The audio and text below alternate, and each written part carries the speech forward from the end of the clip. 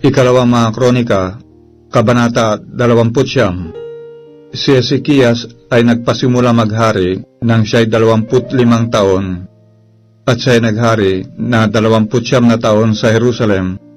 at ang pangalan ng kanyang ina ay Abiya na anak ni Zacarias, at siya'y gumawa ng matuwid sa harap ng mga mata ng Panginoon, ayon sa lahat na ginawa ni David na kanyang magulang. Siya'y nagbukas sa unang taon ng kanyang paghahari na unang buwan, na mga pinto ng bahay ng Panginoon at mga hinusay, at kanyang ipinasok ang mga saserdote at mga Levita, at pinisan sila sa maluwang na dako sa silanganan. At sinabi sa kanila, "Dinggin ninyo ako, ninyong mga Levita, ngayon magpakabanal kayo, at italaga ninyo ang bahay ng Panginoon, ang Diyos ng inyong mga magulang, at ilabas ninyo ang dumi mula sa dakong banal, sapagkat ang ating mga magulang ay nagsisalangsang at nagsigawa ng masama sa paningin ng Panginoon nating Diyos, at pinabayaan siya, at itinalikod ang kanilang mga mukha sa tahanan ng Panginoon, at nagsitalikod. Kanila ring isinara ang mga pinto ng portiko, at pinatay ang mga ilawan,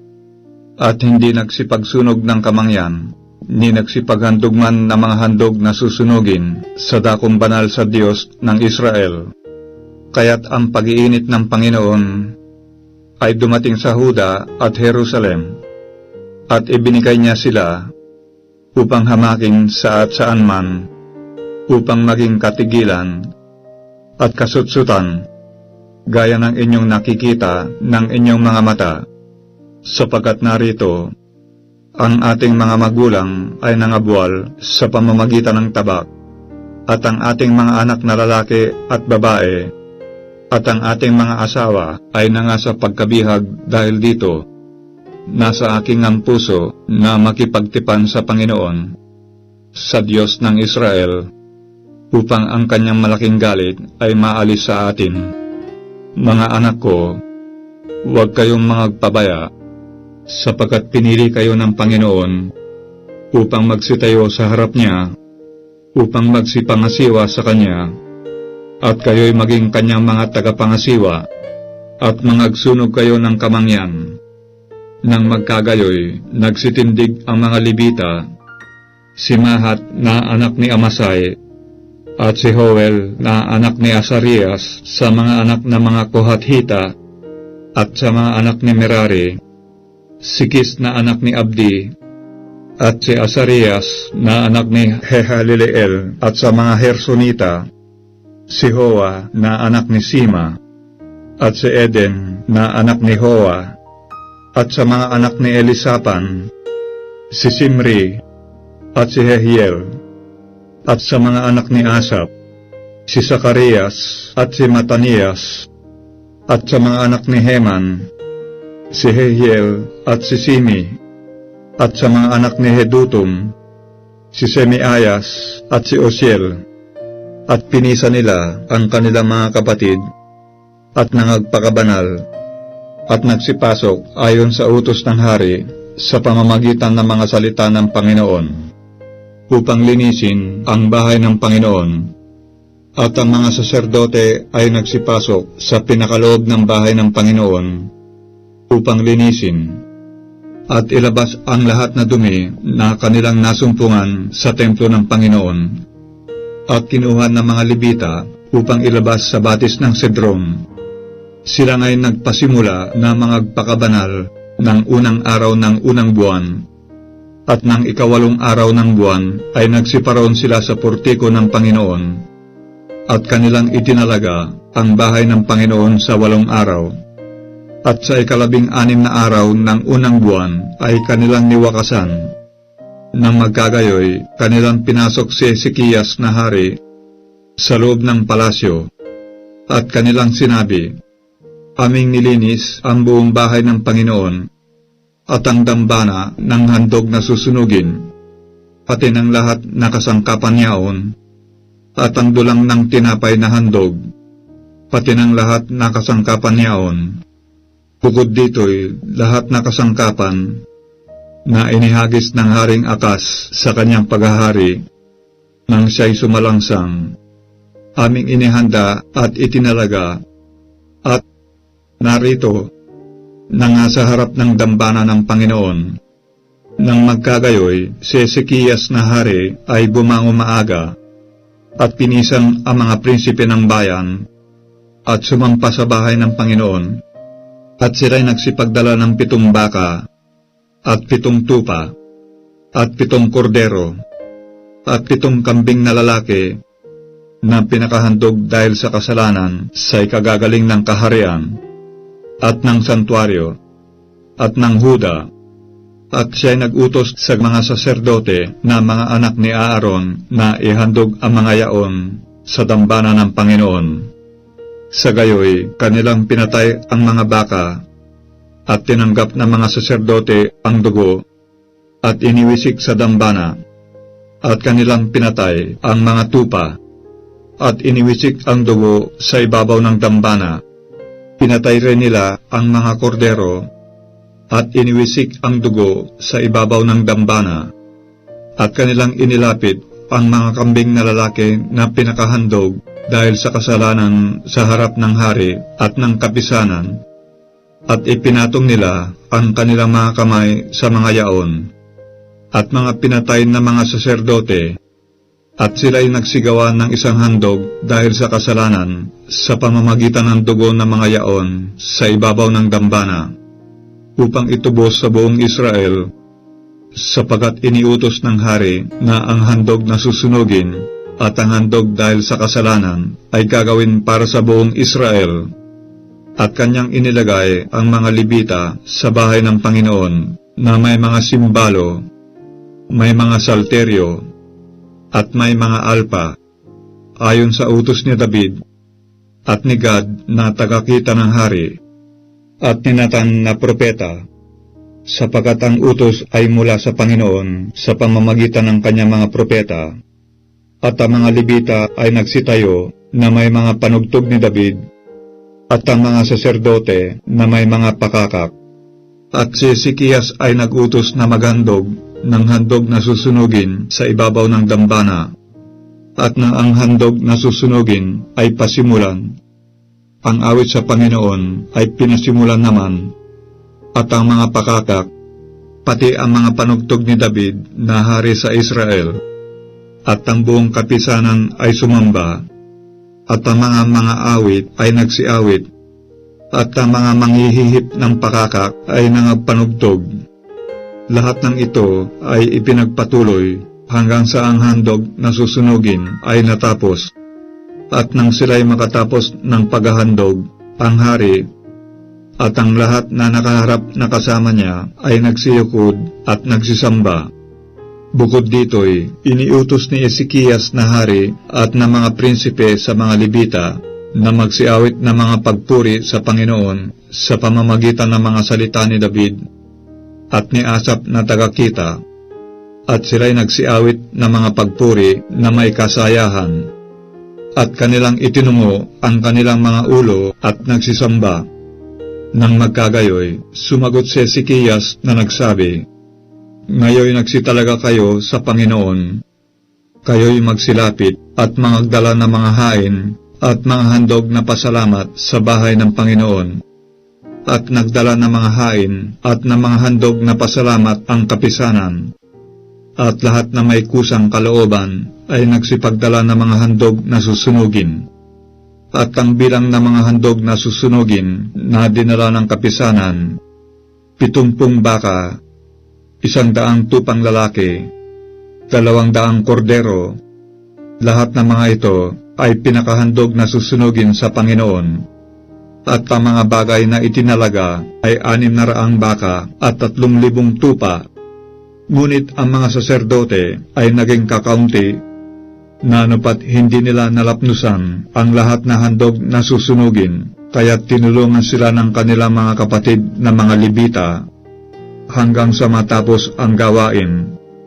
at hanggang sa mga pakabanal ang mga saserdote, sapagat ang mga Libita ay matuwid ang puso na mga pakabanal na higit kaysa mga saserdote, at ang mga handog na susunugin naman ay sagana, pati ang taba ng mga handog tungkol sa kapayapaan, at pati ang mga handog na inumin na ukol sa bawat handog na susunugin. Sa gayoy, ang paglilingkod sa bahay ng Panginoon ay naayos, at si Ezekias ay nagalak, at ang buong bayan, dahil sa inihanda ng Diyos ang bayan, sapagat ang bagay ay biglang nagawa.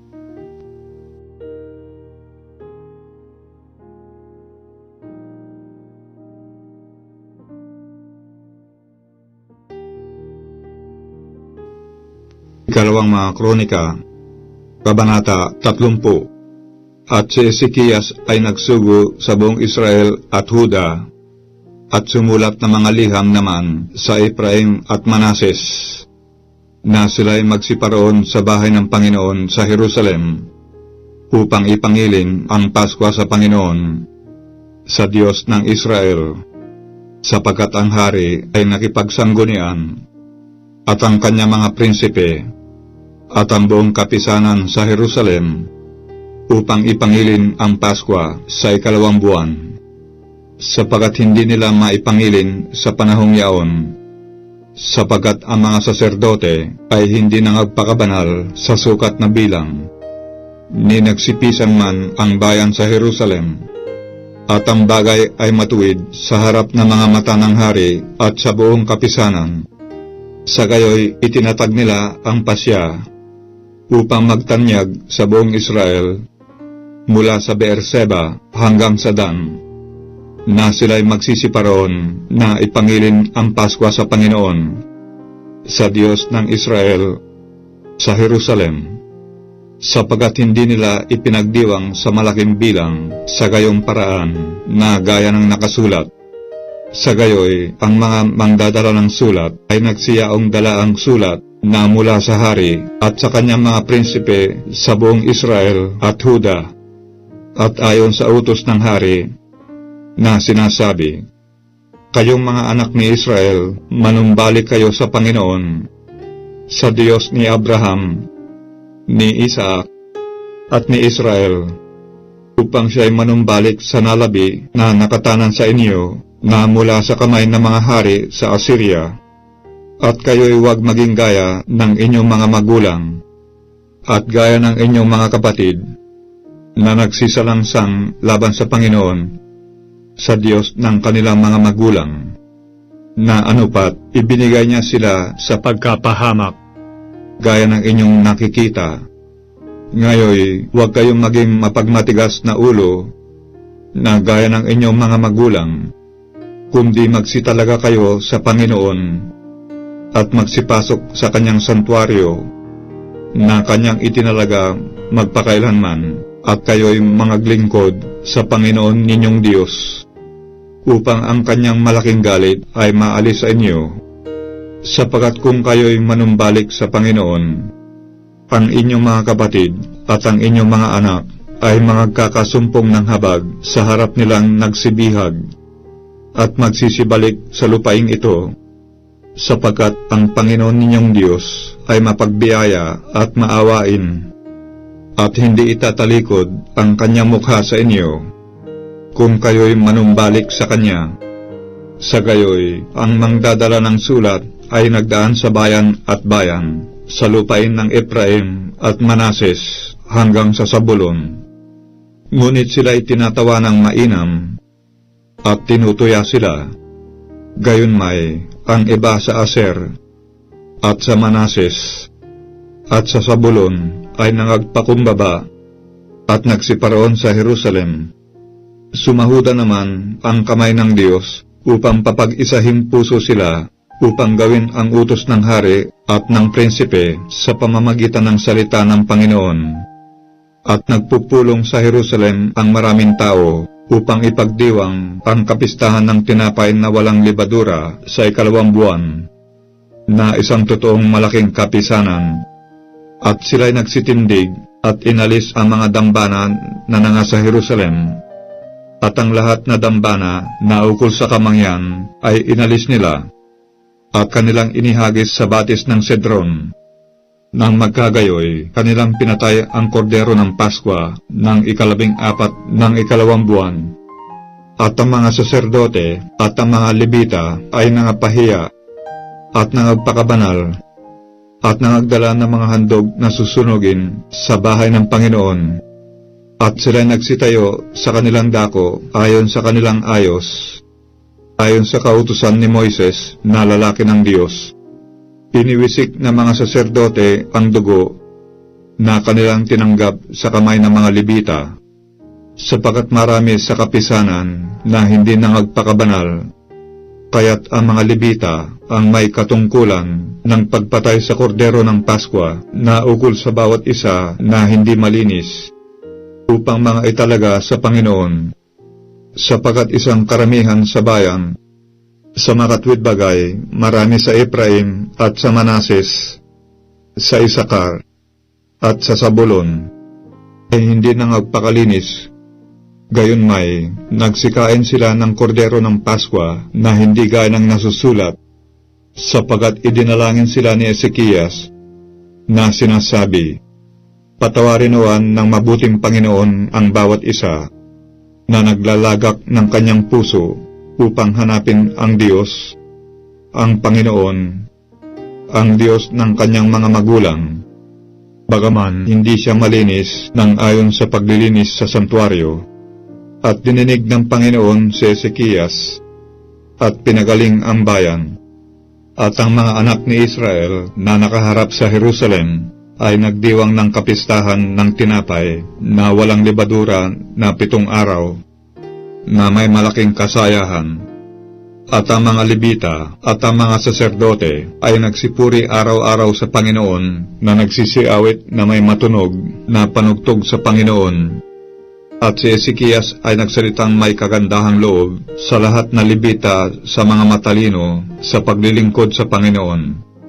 Sa gayoy, nagsikain sila sa buong kapistahan sa loob ng 7 araw, na nangaghahandog na mga hain na mga handog tungkol sa kapayapaan, at nangagpahayag ng kasalanan sa Panginoon, sa Diyos ng kanilang mga magulang. At ang buong kapisanan ay nagsanggunian upang magdiwang ng ibang 7 araw, at sila'y nangagdiwang ng ibang 7 araw na may kasayahan, sapagkat si Ezekias na hari sa Huda ay nagdigay sa kapisanan ng pinakahandog na 1,000 baka at 7,000 tupa, at ang mga prinsipe ay nangagbigay sa kapisanan ng 1,000 baka at 10,000 tupa, at lubhang maraming bilang na mga saserdote ay nangagpakabanal. At ang buong kapisanan ng Huda, pati na mga saserdote at mga Levita, at ang buong kapisanan na lumabas sa Israel, at ang mga taga-ibang lupa na nagsilabas sa lupain ng Israel, at nagsitahan sa Huda, ay nangagalak. Sa gayoy, nagkaroon na malaking kagalakan sa Jerusalem, sapagkat mula sa panahon ni Salomon na anak ni David na hari sa Israel, ay hindi nagkaroon ng gayon sa Jerusalem. Nang magkagayoy, ang mga saserdote na mga Levita ay nagsitindig at binasbasan ang bayan, at ang kanilang tinig ay narinig, at ang kanilang dalangin ay umilanglang sa kanyang banal na tahanan hanggang sa langit.